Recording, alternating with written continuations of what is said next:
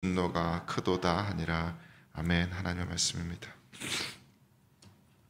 오늘 말씀은 요시야 왕이 하나님의 율법책, 성경책을 발견한 이야기인데요.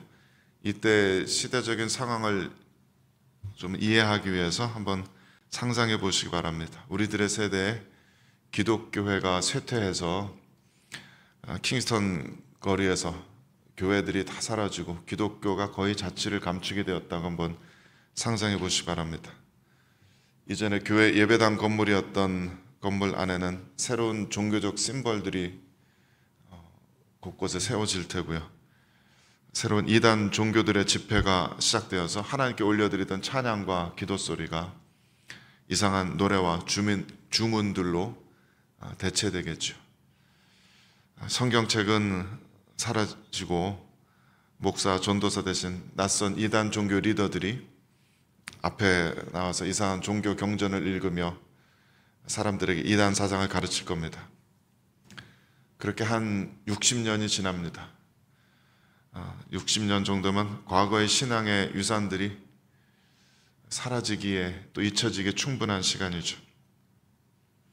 하지만 그때에도 기적적으로 기독교 신앙을 간직한 소수의 사람들이 남아있다면 뭐 이렇게 크고 좋은 예배당은 아닐지라도 어디에선가 모여 예배를 드리고 있을 겁니다.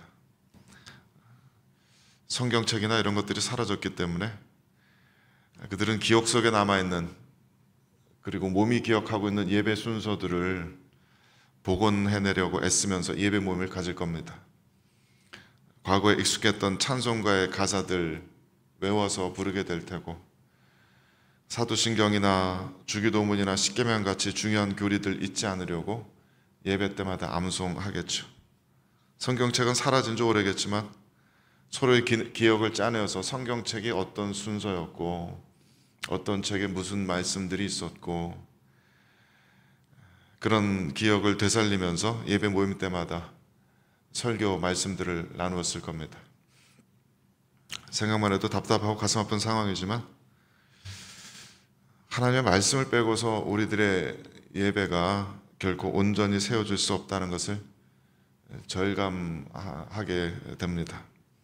성경책이 없다면 우리는 기억으로 우리들의 예배와 신앙의 기준을 세우려고 노력하게 될 테고 굉장히 불안전해지겠죠. 요시야가 왕위에 오를 때의 상황이 그와 비슷했습니다. 히스기야 왕이 개혁을 일으켜서 유월절 절기를 회복하고 많은 종교적인 개혁들을 일으켰지만 그가 죽고 난 후에 후손들은 빠르게 하나님을 떠났습니다. 히스기야 왕의 아들인 므낫세는 그의 할아버지 아하스만큼이나 열렬한 우상 숭배자여서 예루살렘 성전 안에 하늘의 1월 성신을, 해와 달과 별들을 위한 제단들을 쌓아서 성전을 더럽혔습니다. 자기 아들들을 인신 제사로 바쳤고 사술, 요술, 신접한 자, 박수, 점치는 사람들을 많이 찾아다녔습니다. 말년에는 이 사람도 하나님의 징계를 받아서 바벨론에 붙잡혀 갔다 온 후에 회개하고 하나님께 돌아오기는 하였지만 그 여파로 백성들은 여전히 산당에서의 혼합 종교, 그 우상 숭배에 익숙해져 있었습니다. 그 뒤를 아몬 왕이 이었는데 므낫세보다 더 범죄하였다라고 성경이 이야기합니다. 그러니까 므낫세와 그 아들 아몬이 다스렸던 기간 60년 가까이 하나님의 말씀은 유다 왕국에서 잊혀져 있었습니다. 물론 그 중에서도 여호와 신앙을 참 기적적으로 이어받고 지켜나가는 소수의 사람들은 있었습니다. 하지만 그들의 신앙은 입에서 입으로 전수되는, 또 기억으로 보존된 종교 관습을 따르는 그런 불완전한 것들이었죠. 그들은 자신들이 이해하고 있는 것만 기억했을 겁니다. 자신들이 이해하지 못하는 하나님의 말씀이 기억이 나겠습니까? 어떻게 하나님의 율법을 지켜야 되나, 어떻게 제사를 드려야 되나, 절기 어떻게 지내야 되나, 많은 부분 엉성하고 불완전하고 허물투성이었을 겁니다. 그러다가 요시야 왕이 올랐습니다. 그리고 왕위에 오른 지 8년째 되는 16세 때 요시야 왕은 기적적으로 하나님을 찾습니다. 회심했다는 얘기죠. 개인적으로 놀라우신 하나님의 은혜가 아닐 수 없습니다. 아마도 그의 어머니나 제사장 또 왕궁의 서기관들, 하나님을 신실하게 섬겨오던 소수의 사람들의 도움과 영향을 받았겠죠. 16세 때 이렇게 회심한 요시야는 왕위에 오른 지 12년째 되던 해 20살 무렵에 유다와 예루살렘에 있는 모든 산당들과 우상들에게 바쳐진 제단들을 다 허물어 버립니다. 하나님의 율법과 규례들이 구전과 기억으로만 전해지던 시대인데 하나님께서는 참 신비롭게 요시야를 만나주시고 무엇을 어떻게 해야 할지를 알려주고 계셨어요. 4절에서 6절 보면 유다와 예루살렘뿐만 아니라 므낫세, 에브라임, 시므온, 납달리까지 저 이미 멸망한 북이스라엘 지역까지도 왕이 두루 다니면서 산당과 제단들을 다 허물었다고 그랬습니다. 굉장히 놀라운 일입니다. 다윗과 솔로몬 시대에도 이렇게 전국의 산당들을 다 없앤 경우는 없거든요. 산당 제사를 또 지역의 제단들을 다 없앤 유일한 왕입니다. 최초이자 최후의 왕입니다. 당시에 북이스라엘 지역은 아수르 제국의 행정구역으로 속해 있었지만 이 당시는 아수르 제국이 거의 멸망 직전이었기 때문에 이런 먼 북이스라엘 지역까지 그 힘이 미치질 못했나 봅니다. 유다 왕국의 왕으로서 행정적인 권력을, 북이스라엘에 대한 권력을 가지고 있지는 않았지만 종교적인 문화적인 영향력을 발휘해서 북이스라엘 옛 땅까지 산당들을 완전히 철폐해버린 것이죠. 그리고 왕위에 있은 지 18째 그의 나이 26살 때 하나님의 성전을 수리하다가 오늘 읽은 말씀처럼 하나님의 말씀을 발견한 겁니다. 무리가 여호와의 전에 헌금한 돈을 꺼낼 때 제사장 실기야가 모세가 전한 여호와의 율법책을 발견했다라고 썼습니다. 여호와의 전에 헌금한 돈을 꺼내면서 율법책을 발견하였다. 흥미롭죠? 60년 동안 성전 예배가 사실상 중단되었기 때문에 우리도 저 뒤에 헌금함이 있습니다만은 아무도 거기 손 안 댄 겁니다. 성전에 헌금 바치는 사람도 그동안 거의 없었고 그것을 들여다보는 사람도 당연히 없었죠. 요시야 왕이 오르면서 성전 수리를 위해서 이것저것 보수하고 또 뒤지고 하다가 이 성전 수리를 위한 헌금도 그때부터 거두기 시작했습니다.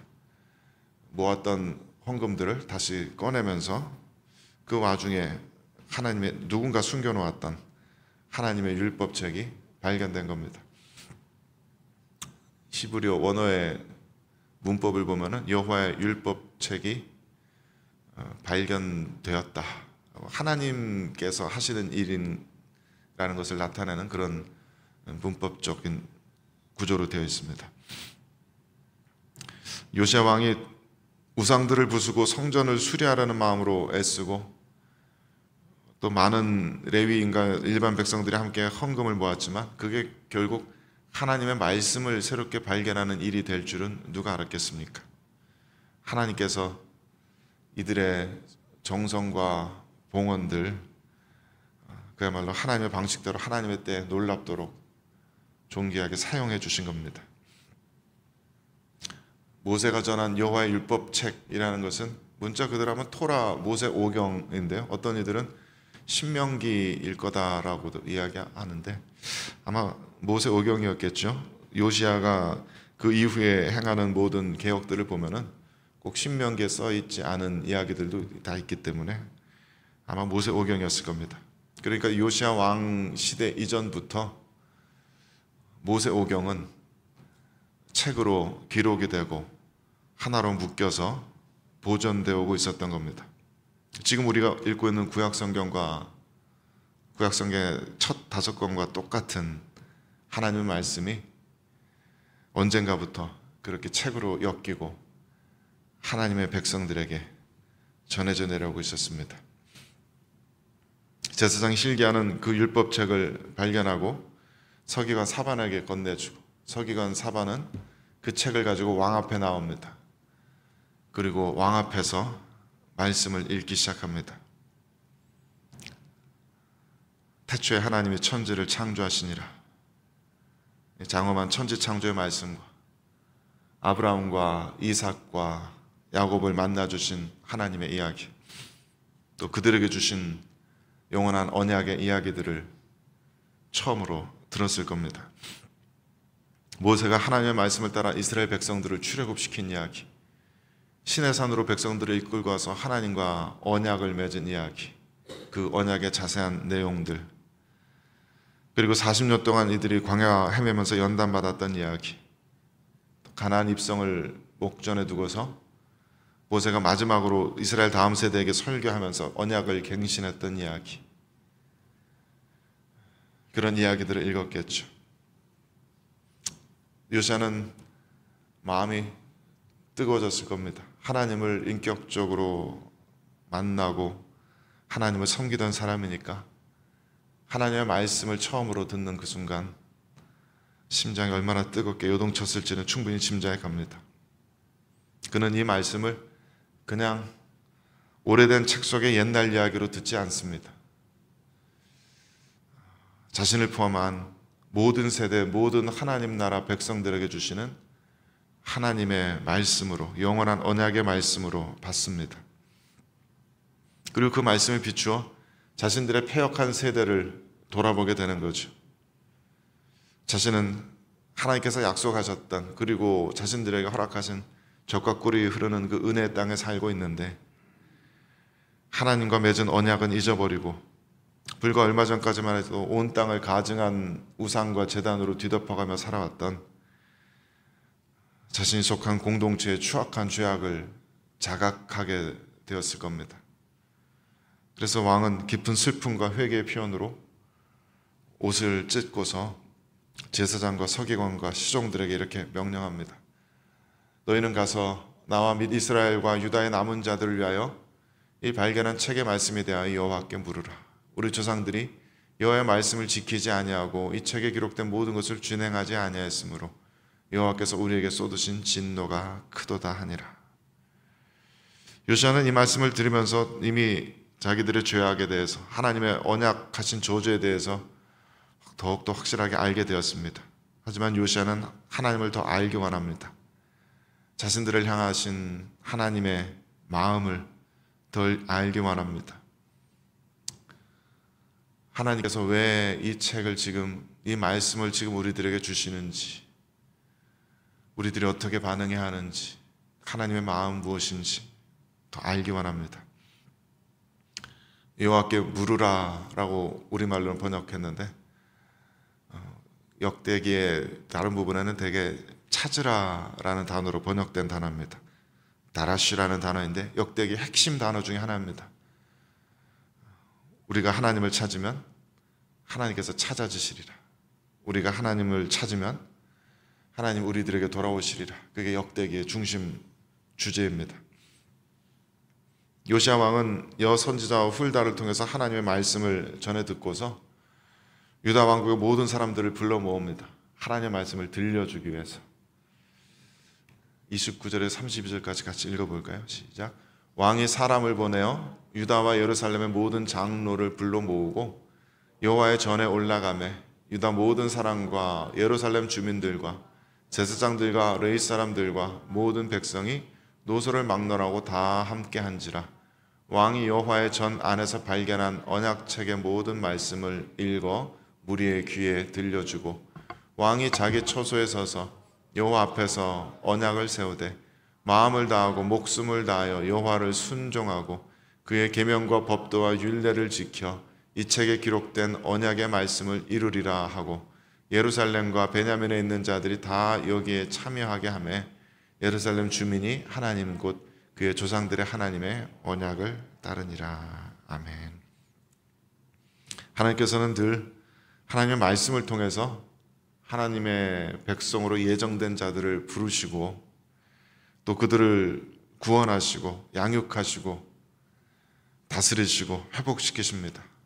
하나님의 영원한 말씀을 통해서 하나님께서 수천 년 동안 그런 일들을 계속 해오고 계십니다.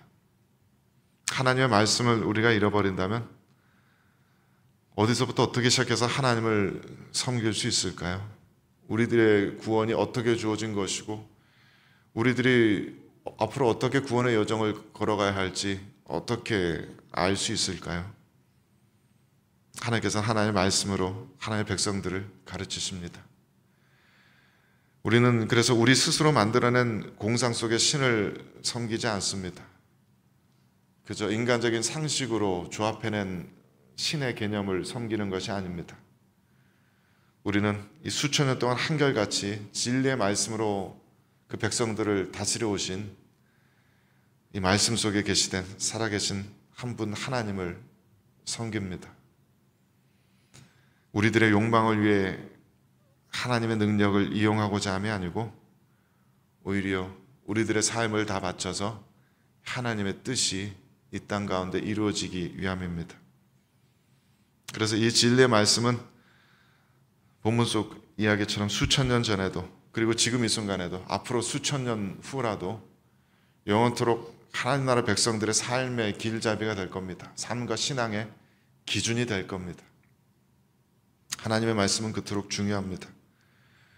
요시야 왕이 하나님의 말씀을 발견하고 느낀 그 충격과 감동이 우리들의 영혼에도 그대로 울려 퍼질 수 있기를 바랍니다.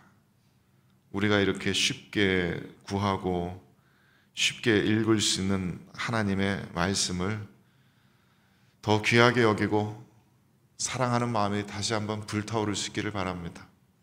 온 교회가 열심을 내어서 매일매일 하나님의 말씀을 읽고 예배 때마다 하나님의 말씀을 공부하고 이 말씀이 실제 우리들의 삶과 온 교회 공동체의 기준이 될 수 있기를, 그렇게 이 말씀이 참 진리의 말씀으로 우리들의 삶 가운데 역사하기를 간절히 바라고 소망하며 또 축원합니다. 같이 기도하겠습니다. 거룩하신 하나님, 요시야 왕의 눈앞에 하나님의 말씀이 발견되게 하시며 요시야 왕의 신앙적인 개혁들을 말씀으로 다시 한번 분명하게 인도하시고 또 가르치시는 하나님의 은혜를 찬양합니다. 그리고 지금 저희들 그냥 입에서 입으로 전해져 내려오는 그런 신앙적 관습을 따르는 것이 아니라 하나님의 분명한 계시된 진리의 말씀을 통해서 저희들 신앙과 삶의 기준을 세울 수 있게 하시니 감사드립니다. 저희들에게 이처럼 놀라운 커다란 은혜를 주셨는데 저희들이 이 은혜를 너무나 당연한 것으로 여기고 감사할 줄 모르고 하나님의 말씀에 대해서 경홀히 여기며 말씀을 사랑하지 못했던 모습들을 주님 앞에 회개합니다. 온 교회가 마땅히 하나님의 말씀을 사랑하고 하나님의 말씀을 중심으로 서야 할 텐데 그렇게 온전치 못한 것을 주님 앞에 용서를 구합니다. 주의 성령께서 저희들 가운데 역사하셔서 하나님의 말씀을 향한 열심을 낼 수 있도록 도와주시고 저희들 각자의 마음 가운데 하나님의 말씀 사랑하고 잘 깨달아 알아서 이 말씀 속에서 진리를 발견하는 기쁨들이 매일매일 충만히 체험되어질 수 있도록 역사하여 주옵소서. 온 교회 공동체가 구석구석 하나님의 말씀을 기준으로 생각하고 판단하고 미팅하고 결정하고 계획하고 또 실행해 나가는 것이 저희들의 신앙의 습관이 될 수 있게 하여 주옵소서. 말씀에 쓰여져 있는 하나님의 기준들이 저희들의 몸에 익숙해질 수 있도록 도와주옵소서. 그래서 이 죄 가득한 세상 속에서 유일한 참된 진리의 기준이 여기 이렇게 살아있음을, 그 진리가 우리들의 삶을 구원할 수 있는 유일한 길임을 저희들의 삶으로 증거할 수 있게 하옵소서. 주의 거룩하신 성령께서 이 놀라운 아름다운 복된 일들을 저희들의 삶 가운데 이루실 줄을 믿고 주님을 신뢰하고 감사하며 우리 구주 예수 그리스도의 이름으로 기도드립니다. 아멘. 우리